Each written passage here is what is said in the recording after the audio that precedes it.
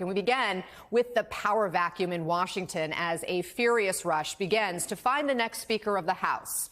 Republicans Steve Scalise and Jim Jordan are among the early candidates, at least vying for the gavel. But it's tense in the House, very tense, ahead of the planned October 11th vote.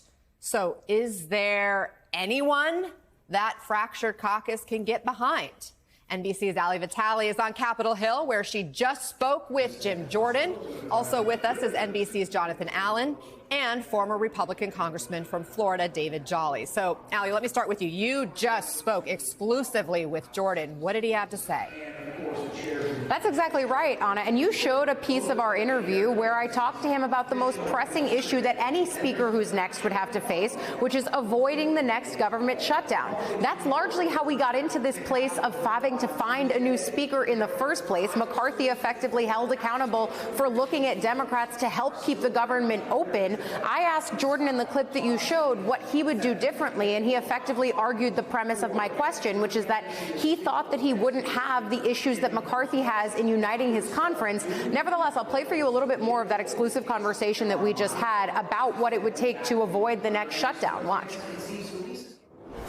How would you have done differently than McCarthy in this latest shutdown this weekend? He did have to look to Democrats.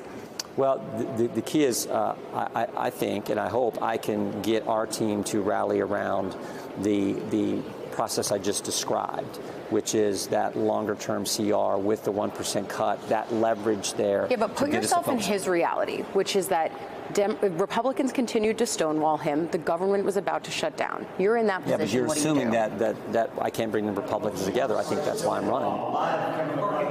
And so, of course, the next question that I asked him, Anna, was, so you're saying it was in part personal for McCarthy with some of these other members of the conference. Jordan dodged on that, but reading between the lines, that is clearly what he's saying, that he lacks some of the personal animosities that McCarthy had with key people in the conference like Gaetz. I do want to tick through a few other pieces of our interview that I thought were notable, especially as you mentioned, the frustration and tension within the Republican conference writ large right now, especially that ire directed towards Matt Gaetz. There is some chatter from some Republicans that they want to oust him from within the ranks of the Republican conference. That's something that I asked Jordan if he would support. He said he would not be supportive of that he thinks that Gaetz has been a good member of the conference. Of course, there are many people that I've spoken to in the last few days who vehemently disagree.